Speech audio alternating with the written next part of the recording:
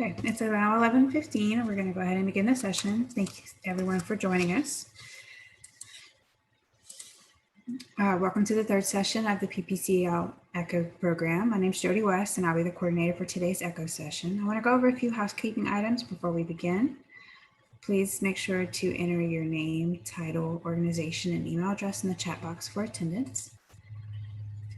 Some IT reminders. Please mute yourself when you're not speaking to avoid any distracting background noises. We would appreciate if everyone could leave their cameras on so that we can connect and see your faces when you're talking to us. If you have a question during the presentation, go ahead and put it in the chat and we'll address it and monitor it throughout the session. And then the Hub team can see your screens during screen share. So we just want to make sure everyone knows that we are monitoring for input. This is our agenda for today. We'll do our best to adhere to the schedule. After I complete the housekeeping announcements, our facilitator, Dr. Olivier, will lead us in introductions and then pass to Keisha and Lauren if they are able to join us.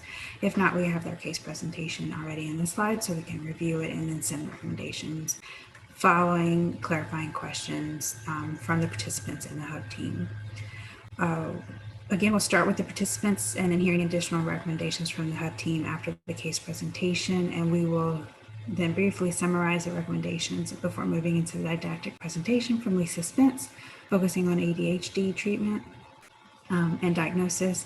And after that, I'll wrap up with announcements and close the session for the day. So Dr. Olivier, would you like to lead us in introductions, please? Sure. Good morning, everybody.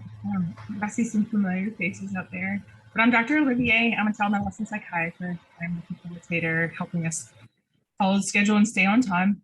I'm over in Lafayette, Louisiana with Bloom Mental Wellness. I'm gonna pass the buck on to Lisa. Introduce yourself with your name, role, and organization, please. Lisa Spence. I'm with St. Bernard Community Health Center. I'm a pediatric primary care nurse practitioner, and I also have a specialty in pediatric mental health. Lena.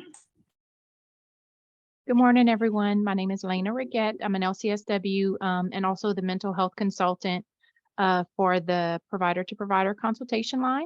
And I'm also a part of the ECHO Hub team. All right, Tanya. Hi, everyone. My name is Tanya Williams. I'm the Healthcare Innovation Manager with Well Ahead, Louisiana. Happy to be here. Thank you. Sienna. Good morning, Sienna Caldwell, LCSW and Resource Specialist for the Provider-to-Provider Consultation Line. Awesome. And Keisha, I see you there. And you got someone with you. Want to introduce yourself? Yes, I'm Keisha Benoit, LCSW for Region 4 at the Lafayette Parish Health Unit in the CSHS and Reproductive Health Clinics. And I also have... I'm Lauren Foci. I'm the CSHS RN Supervisor here for Region 4. Welcome, y'all.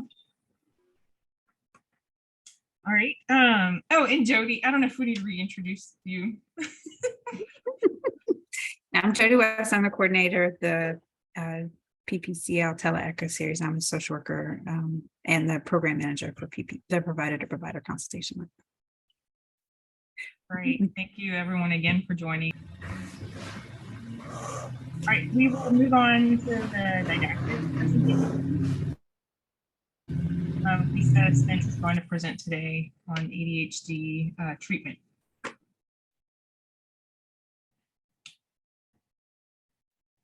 Lisa, you're muted, by the way.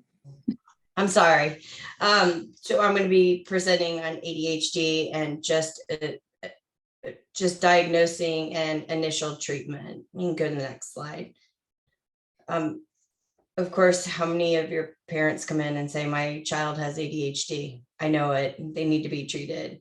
As you can see, the statistics, I mean, 6 million nationally, that's pretty high. You know, boys are greater than girls. And it's usually in the Black, non-Hispanic and white non-Hispanic greater than Hispanic or Asian. All this information is found on the CDC. So it's just a bunch of statistics that we always have to have. Next slide. So for criteria, I love ADHD and the fact that it has to be in 2 locations. It has to be seen at school and at home. And then of course there's 3 types, actually there's 4 types, but there's inattention, there's inattention and ADHD, hyperactivity, impulsivity, or hyperactivity and impulsivity. The symptoms have to be there at least 6 months. They have to be present before the age of 12, and they have to impair function. So they have to impair their grades, how they're acting in school, how they're interacting with their family. And then there's a huge list of what's hyperactive and impulsive and what's inattentive. But I always think of kind of the daydreamer as inattentive, and the kid that's bouncing off the walls in the room that you can't get the blood pressure done with as your hyperactive impulsive kid, and wants to touch everything and touch you, and it starts, you can see it. Usually I see it onset usually around between the ages of 4 and 6, 7. But they have, updated the diagnosis that it can be seen before 12. Next slide. Here's the diagnosis codes for ADHD, inattentive, hyperactive, impulsive combined. There's always another type, and then the unspecified. In our clinic, we use the initial Vanderbilt because they're a little easier for the parents and teachers to do. But there's also the Connors parent and teacher forms. Everyone has their preference. I just know the Vanderbilt's better, so we use those as initial and then follow up. Initially, when the kid comes into the office, what we'll do is we'll give the parent the Vanderbilt, and then we'll send one over to the school, or we'll have the parent take it over to the school, and then we'll do a follow-up in the next week or 2 so that we can do the get an idea of how they are in the school setting and how they are in the home setting. Next slide. So once you get those Vanderbilts back and you have your diagnosis, then you can go ahead and move into treatment. You can go to the next slide. So recommendations for 4 to 5-year-olds. If they're not in school, I usually do behavioral health therapy through one of our counselors, or I'll send them to LSU to do an initial evaluation and get counseling. But if they're in pre-K4 or pre-K3 Head Start program, we interact with the teachers and the counselors at our schools to initiate some behavior therapy, get them started with some type of behavior plan at school, reward system, and we start there because we never want to start medication at this young of age. It's not recommended until older age 6 and up. So we usually start with this, but there's always that child that fails behavior therapy, or it's just not getting any outcome from behavior therapy. And we move them into medication. And the recommendation is usually to start with methylphenidate short acting is recommended over amphetamines or non-stimulants. We'll usually start with a 5 milligram, half a tablet to 1 tablet, depends on weight. And then we'll start with 1 dose in the morning, and then we'll go and evaluate. I usually have them follow up a month later. And then once they follow up in a month, we'll see where they're at, may repeat the teacher's forms.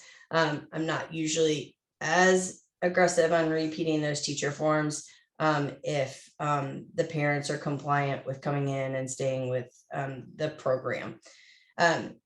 All insurances will require a prior authorization for these medications. So the best thing I can tell you is good documentation. Next slide. So the recommendations for 6 years and up is medication in combination with behavior therapy, which in this beautiful world of new mental health, it is difficult in some areas to get behavior therapy. So we found that we'll start them on medication, put them on the waiting list, and the parents will be like, well, they're doing great on medicine, I don't have to go to therapy. So but it's at least we're trying to get them involved in all aspects of it. The 504 plan or IEP is recommended usually also. But deciding on medication is where I have found everyone does it differently. But it's usually duration of action, how long you want it to work. Can the child swallow a pill? Does the child need liquid? Can he do a chewable?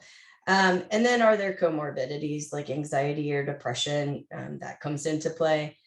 First line treatment preferred is stimulants. Amphetamines have shown to be more effective slightly, but methylphenidates are more tolerated. And so I'll usually start with a methylphenidate. I have been, it used to be that at 6 years of age, and you could just start the medication, but we've noticed more recently that at 6 and 7, we still need to get that prior authorization with insurances for medication. And what we do is we just turn in their Vanderbilts with the documentation from the note, and they've been willing to take that. And that's been pretty, that's worked really well. So next slide. Some current medication updates. If you're not aware, there is a nationwide shortage of Adderall and Adderall XR. They continue to say that the shortage may go away by January, February, but we're not quite sure on that yet.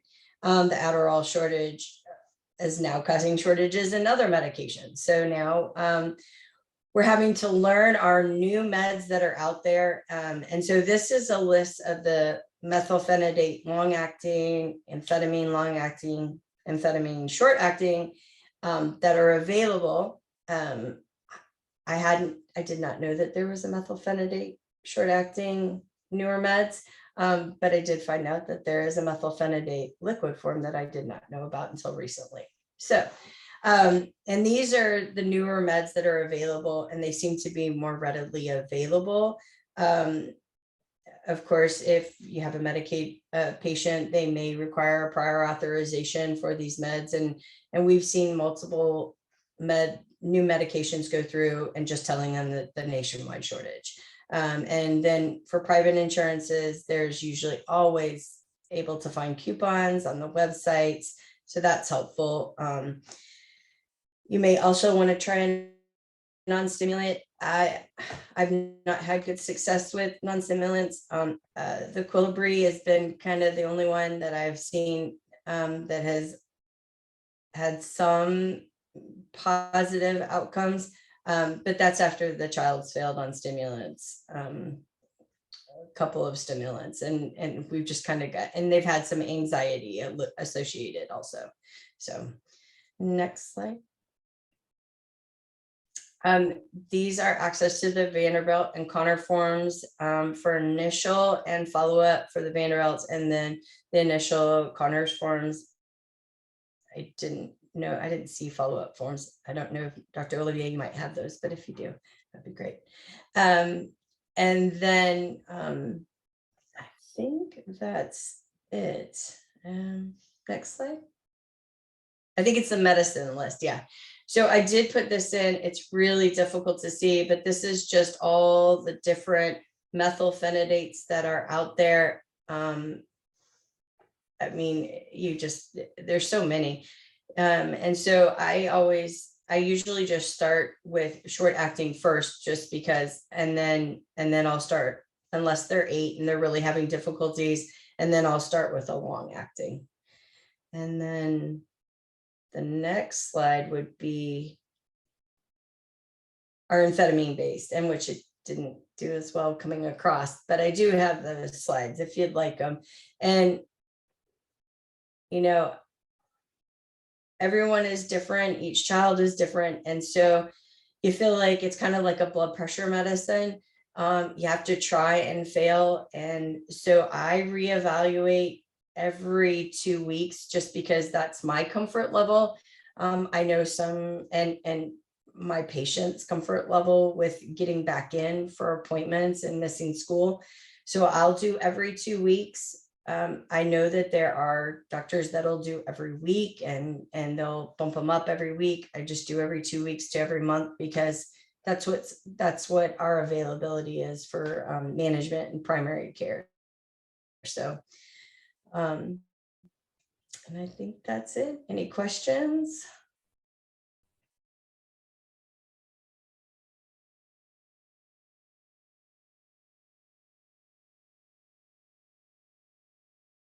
We do send out the slides to the participants that are present, so they will get your information.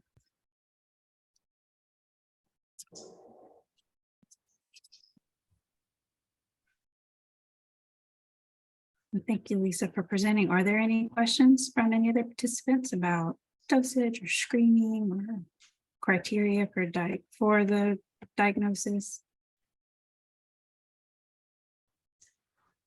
I would recommend short acting. I usually start with, again, I start with like methylphenidate for Marcella, for your question. I'll start with methylphenidate or Ritalin, and I'll do it has a 5 milligram tablet, and I'll do half a tablet.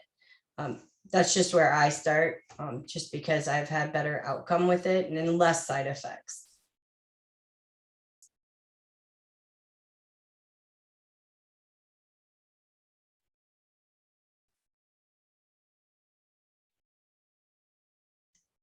And again, I just found out about methylphenidate liquid. So I was really excited to find out about it because I had never seen it before. So the recommendations are, with methylphenidate, with whether it's a pill or a liquid, the methylphenidate is it's an IR short acting. So they'll recommend, if it's for school, they'll recommend to give 1 dose in the morning. If it's for an older kid, and 1 dose around midday. I feel if you're going to do that, you might want to move into a pill form, a long acting chewable pill form. But for short acting, I'll start with an AM dose, and then I'll see them back in a month, see how they're doing. And if they're not having any good outcome, or I'll either increase it or do half a tab in the morning and half a tab around midday, like 1 o'clock.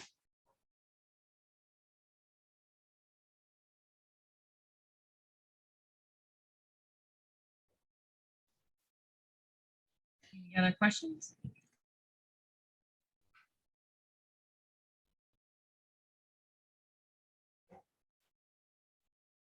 I do want to encourage, if there's a patient-specific question with all of the information that goes along with seeking consultation for one specific patient, you can call the PPCL line, and we can connect you to our child psychiatrist that can help guide some of those decisions. So, Lisa, we appreciate the information that you've shared. I think those charts are great. I love a good chart, and that's something that you can reference as needed. So thank you for including those, and we will send out the slides to the participants, and as well as those links that you had in there for the Connors and the Vanderbilt, which could be really useful to get that information to determine other needs regarding behavioral intervention or medication question.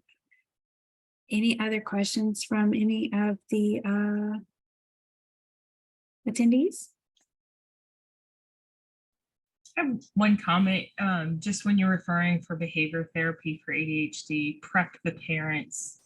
By the way, a good behavioral therapist, a lot of it's going to be with you as the parents. Behavior, that's the basis of behavior therapy, because a lot of parents kind of want fix my child, and it's like that therapist is going to help you fix your child. So just a heads up, it helps. Especially the younger they are. Mhm.